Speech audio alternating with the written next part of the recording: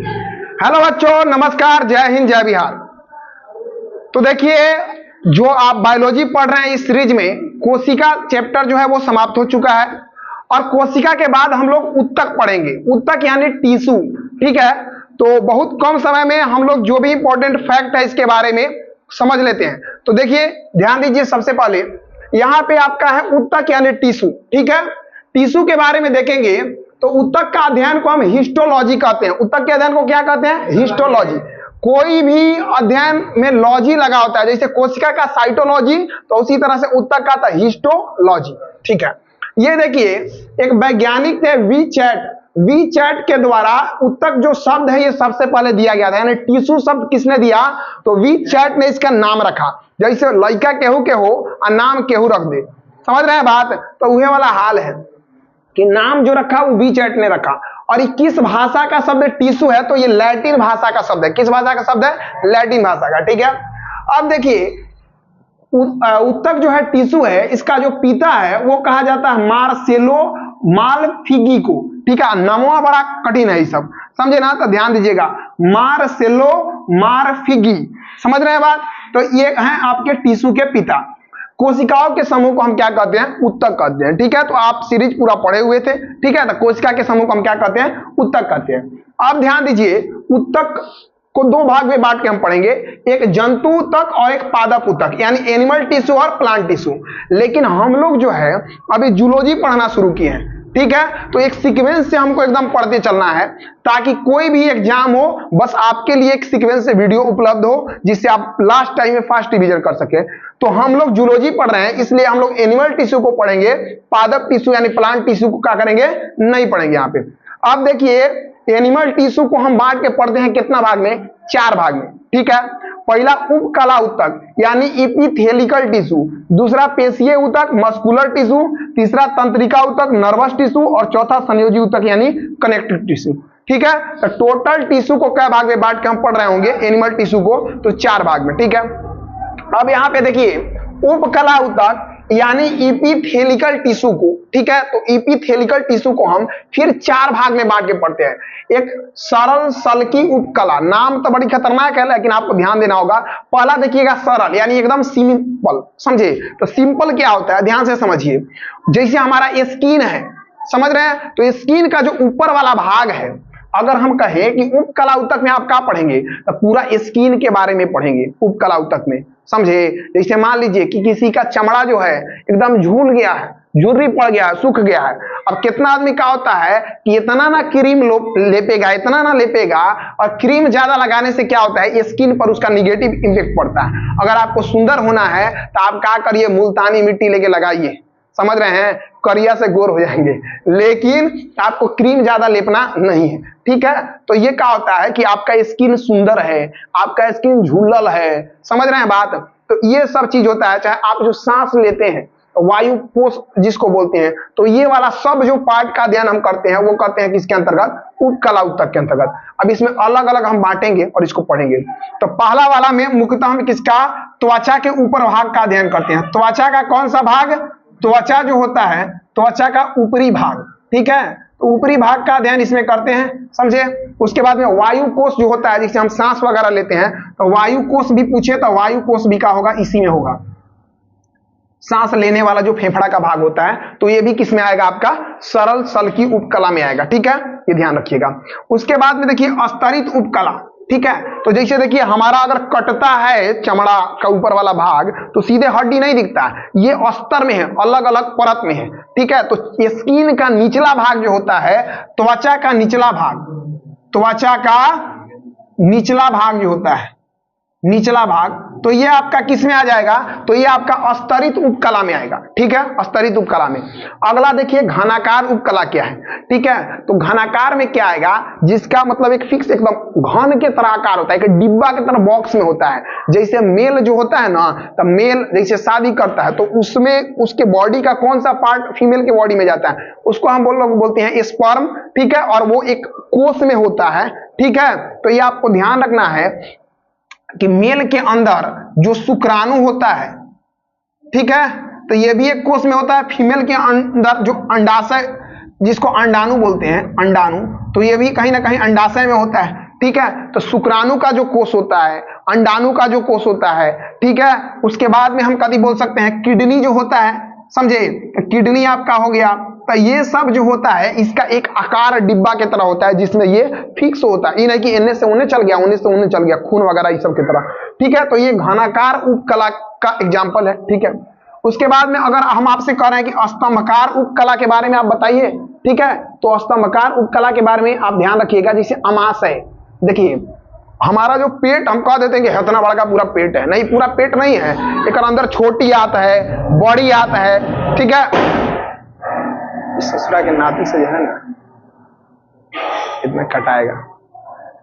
हम जो कहते हैं कि पेट है, ठीक है, तो ये पेट नहीं है, इसके अंदर छोटी आंत है, बड़ी आंत है, ठीक है। तो यहां पे क्या करना है कि आपको ध्यान देना है कि हमारा जो अमाशय है ये छोटा पार्ट है एकदम, समझ रहे हैं बात। बाकी इसमें सबसे बड़ा जो भाग है वो तो छोटी आंत है, ठीक। तो हमारा अमाशय जो होगा छोटी आंत होगा, ठीक है। तो ये सब को हम स्तंभकार, छोटी आंत जैसे है तो ये एकदम लीबिर चिबिर है, ये लिखा है, ऐसे ऐसे बात बुझाया, ठीक। तो ये ध्यान रखिएगा कि स्तंभकार के अंतर्गत हम कहें तो आप कहिएगा अमाशय, ठीक है। उसके बाद में छोटी आंत, समझ रहे हैं बात। तो ये सब आपका किसके अंतर्गत आएगा, तो ये सब आपका आएगा स्तंभकार उपकला के अंतर्गत, ठीक है, ये ध्यान रखिएगा।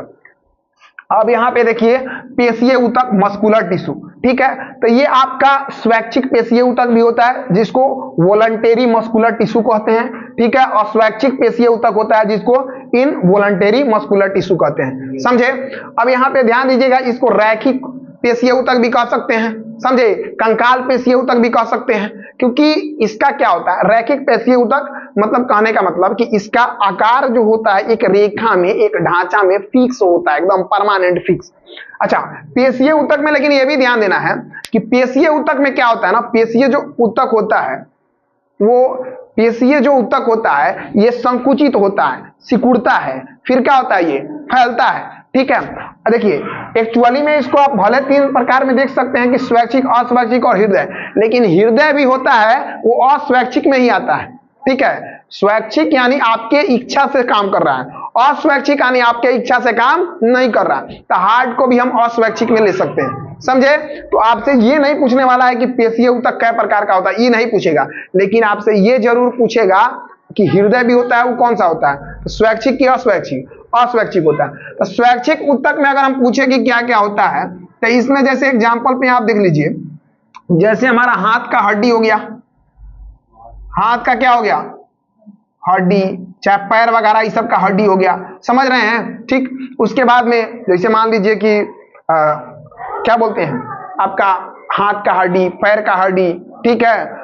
आप देखिए सुनने के लिए तो आप कान का इस्तेमाल करते हैं, तो क्या आप मतलब कान बंद ना करते हैं, बंद करते हैं कि हाँ ये चीज नहीं सुनेंगे, ये चीज सुनेंगे, ठीक है। तो यहाँ पे आपको ध्यान कर ही देना है, स्वैच्छिक में जो आपके इच्छा से निर्भर करता है, जैसे हाथ का हड्डी हो गया तो हाथ को हम मोड़ रहे हैं, तो इसमें कंकाल आता है कि नहीं, इसके ऊपर मसल्स होता है कि नहीं, होता है ना, मांस होता है ना हड्डी के ऊपर, ठीक है। तो यहाँ पे ये चीज ध्यान देना है कि स्वैच्छिक जो हमारे इच्छा से निर्भर करता हो, जैसे हाथ का हड्डी हो गया, पैर वगैरह हो गया, हम कोई चीज सुन रहे हैं, नहीं सुन रहे, हमारे इच्छा पर निर्भर करता है, ठीक है। हम नहीं सुनना चाहेंगे तो कान को क्या कर लेंगे, बंद कर लेंगे। तो इसमें बहुत सारा चीज आएगा जो हमारी इच्छा पर क्या करता है,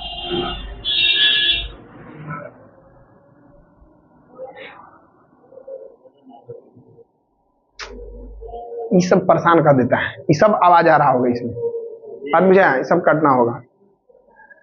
तो स्वैच्छिक पेशीय ऊतक में आप ध्यान रखिएगा, जैसे आपके शरीर का कोई भी हाथ पैर, इस सब का जो हड्डी वगैरह है, ये कहीं ना कहीं आपका हाथ है, पैर है, ये गर्दन हो गया, यहाँ पे गर्दन भी लिख सकते हैं, समझ रहे हैं। तो ये सब क्या होता है कि कहीं ना कहीं हमारे इच्छा से काम करता है। आंख हो गया कि नहीं, आंख हम चाहेंगे तो बंद कर लेंगे नहीं, तो हमारे इच्छा से काम कर रहा है। तो कहीं ना कहीं जो भी चीज हमारे इच्छा से काम कर रहा है वो कौन सा होगा, स्वैच्छिक होगा।